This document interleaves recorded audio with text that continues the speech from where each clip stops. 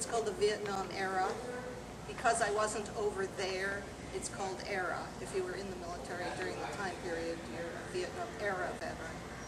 I was at an air base, the Tuxant River Naval Air Station at Lexington Park, Maryland, which is about 50 miles south of Washington, D.C., and I trained to be an electronics technician. I joined the Navy to see the world.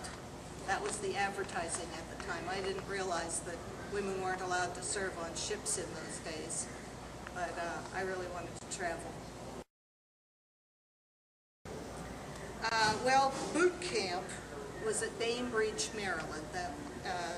That's called recruit training. And then the school I went to for electronics technician was at Great Lakes, Illinois, which is just north of Chicago. And then my duty station was at the Tuxant River Naval Air Station. I am entitled to one, since I wasn't in the conflict. It's called the Cold War Victory Commemorative, and it looks like this. Well, they have the time period from September of 1945 through December of 1991, when Soviet Union collapsed. It is what they call the Cold War. So if anybody who served during that time period can get one of those. I didn't do anything special for it. It's not with a sharpshooter or anything like that.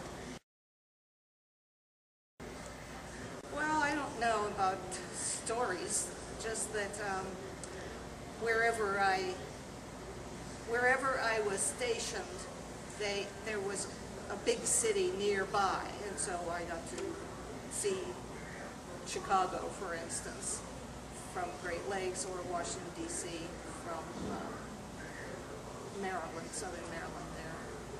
But other than that, I didn't really travel a whole lot. Oh, I know, yeah. It seemed funny to me, but it was probably because of discipline.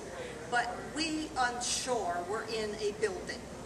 It had a floor and walls and a ceiling, but we had to call the floor the deck, and we had to call the walls bulkheads, and we had to call the ceiling the overhead. Regular rectangular windows that pushed up and down were portholes, just because. I always thought, well, it was because the men would go on a ship and they had to call those things those names on ships, but why did we have to call them? We were just on shore. Why did we have to call them like that? And the only answer I came up with was just because that's what the Navy told us to do, so that's what we did. That always seemed funny to me. In the shop area, the shop was in charge of radio communications between shore patrol vehicles and their headquarters. We maintained and controlled the magnetic tape communication between the pilots and the air traffic control tower. They had to keep the tape. They recorded all conversations, and they had to keep the tapes for a certain number of months on record in case there was a problem or anything. They would listen to the tapes. And the video cameras, security cameras in the administration building, and the radar installations around the perimeter of the base, too. That was the shop's duty. So I did a lot of soldering of parts inside radios and things like that. Electronics things. I had an injury and had to go to Bethesda Naval Hospital. I spent a month there before they decided they were going to fix me. And when I came back, they put me to work in the office because I had to have light duty. So I learned about filing and answering the phone and typing letters with 2 fingers and stuff like that. And when I got out, I actually went to a business college and learned how to type with all 10 fingers and studied accounting. So it was kind of a lead-in to what I eventually ended up doing. I didn't learn electronics well enough to stay with that. After I got out of the business college, I kind of specialized in working for CPAs. And so I was a bookkeeper for a while for CPA firms all over I actually traveled. I lived in California and several places there, and I worked in Kentucky,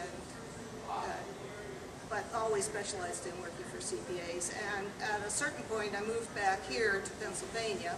I was born in Erie, but we moved around a lot. And in 1982, I started going to St. Vincent College. Because I had a full-time job, it took me 10 years to finish 4 years worth of college. I graduated in '92, and then I stopped being an employee and started my own business, just bookkeeping and doing work for other clients and stuff. And then I just retired a couple of years ago. After 41 years of working, I was tired of it.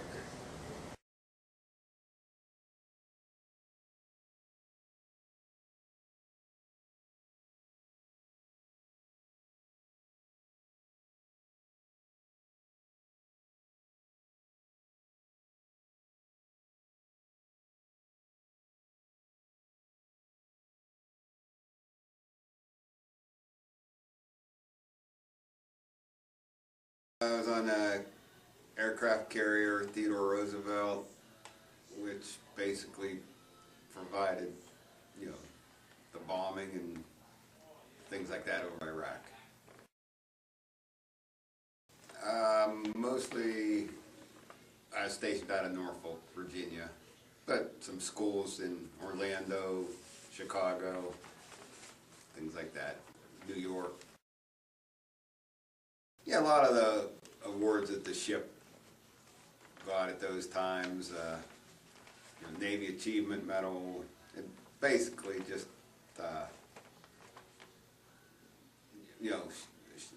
ship awards. It's hard in the Navy to do anything outside your ship that you earn. Oh, it was interesting. It's, when you're out there with a bunch of, you're pretty much all 20 years old, and you just get dropped off in a country for a few days, and you see a lot of things that you'll never get to see again, like, the pyramids all through Rome, all those countries over there that you never get to go back to. So, a lot of things that you see on TV that. In the Navy, there's a tradition it's called Blue Nose if you do things above the Arctic Circle, and that's back when we were still doing things against the Russians, so we did a lot of operations there. And if you go across the equator, there's another little group for that, but we were down there but never crossed it. Basically, it's mostly learning Navy traditions and military customs. Nothing like the Marines do, and learn how to march even though you never marched. And you went. You had some physical things, but most of it was learning classroom work and learning how to fold clothes, make your bed, things like that. Just discipline things. Well, it's pretty much around the clock. There's no days, no weekends. It just, you're out there when you're deployed or underway. It just, 24 hours a day, you're on duty and, maintaining equipment, things like that. You worked in shifts, and it was just not a normal way to live. It was hard because you never slept good, but you're out there with a bunch of other guys that were going through the same thing, so that made it more enjoyable.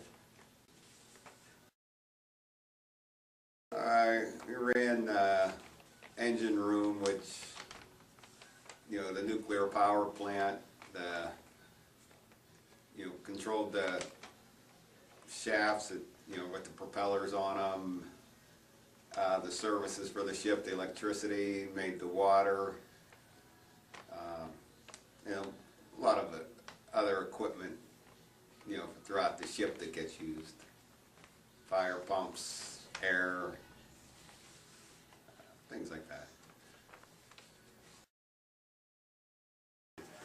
You know, it was interesting during the war that a lot of us got on the ship at that time right after it got commissioned. And by the time in '91 then, we're on the ship for a few years. And, you know, it was just nice to see that all the training and things that we did, it finally had a purpose other than, you know, just practice. And it was, you know, it's just neat how, you know, you go out year after year doing drills that things could happen, and it was nice to finally use some of it. We left, our whole battle group left probably the end of December. Then by the time we got through the Suez Canal, it was like the day that we got on the station, like the day the war started, our whole battle group. Then after that, we were just deployed right in the Persian Gulf there until sometime in July. Then I think we returned in August. So I think we did like 169 days straight at sea without, you know, any type of break or anything. Usually on a deployment, you'd go a month or so, and then you'd get, you know, you'd have a couple of days and some on a shore that you'd have some time off. But during that, it's like, you know, 5 months, 6 months that we never stopped once we left Norfolk.